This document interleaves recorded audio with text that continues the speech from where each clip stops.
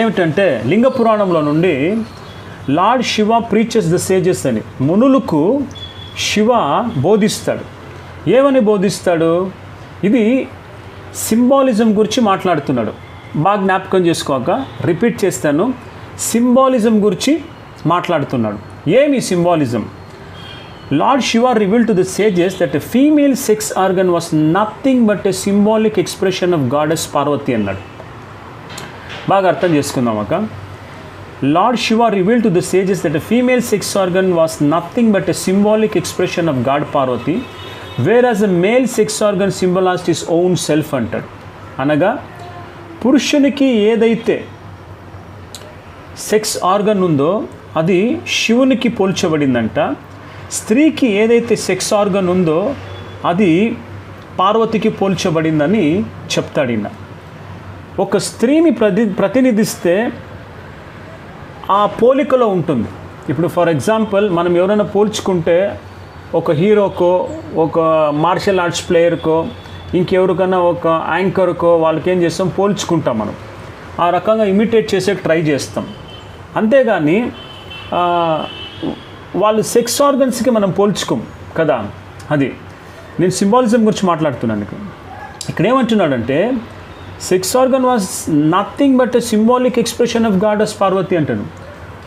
ఒక స్త్రీని మనం చూసినట్టయితే ఆమెకున్న ఆ రహస్య స్థలం అది పార్వతికి గుర్తు అంటాడు. ఒక పురుషునికున్న రహస్య స్థలం అది శివునికి గుర్తు అంటాడు.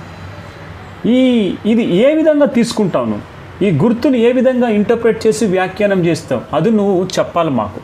ఎందుకంటే హరహర మహాదేవ్ గొప్పవాడు అన్నావు కదా. గొప్పవాడు అన్నప్పుడు ప్రూవ్ చేయటం కొన్ని విషయాలు ఉండాలి కదా. కాబట్టి ఈ సెక్స్ ఆర్గన్ శివ అని, ఈ ఫీమేల్ సెక్స్ ఆర్గన్ పార్వతి అన్నప్పుడు ఇది ఏ విధంగా తీసుకొని నువ్వు ఇంటర్ప్రిట్ చేస్తావో ఆ విషయం అందు నువ్వు చెప్పాలక్క. అది రెండో సింబాలిజం యాక్ట్ నేను చెప్తాను. ఏమని? భస్మం గురించి మాట్లాడతాడు, యాషెస్ గురించి. ఆయన అంటాడు ఏమిటని, Lord Shiva then went to describe the purity of ash and said, ash is extremely pure. అది చాలా పవిత్రమైనది. And it's a residual element of matter which is left after burning. అన్నీ కాల్చబడిన తర్వాత ఏదైతే మిగిల్చబడుతుందో అదే భస్మం అంటారు. It is sacred and indestructible అంటాడు. అది పవిత్రమైనది, నాశనం చేయదగినది కాదు అంటాడు. This is why I smear it on my body. అందు నిమిత్తమే వాటిని నా ఒంట్లోకి వేసి పూసుకుంటాను, లేపించుకుంటాను అంటాడు. A person who smears ash on his body becomes liberated from all sins. అన్ని పాపం నుండి విమోచించబడతాడంట. బాగా అర్థం చేసుకో. అన్ని పాపం నుండి విమోచించబడతాడు. It is destroyer of the sin. అది పాపాన్ని ఏం చేస్తుంది? తొలగిస్తుంది. ఇది అండర్లైన్ చేసుకుందాం ఇక్కడ.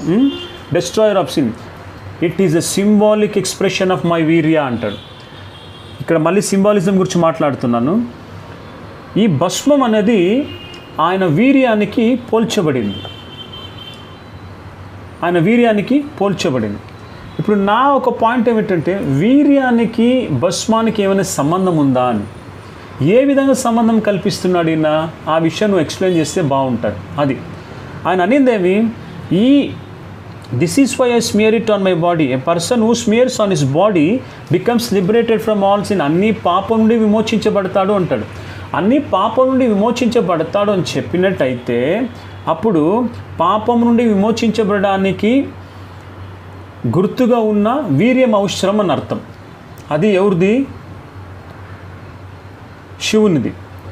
మరి ఈ గుర్తు ఏదైతే ఉందో, వీర్యానికి గుర్తు ఏదైతే ఉందో అది పాపాన్ని తొలగిస్తుందంట. వీర్యం ఎక్కడైనా పాపాన్ని తొలగిస్తుందా? నువ్వు దీనికి ఆన్సర్ చేయాలి.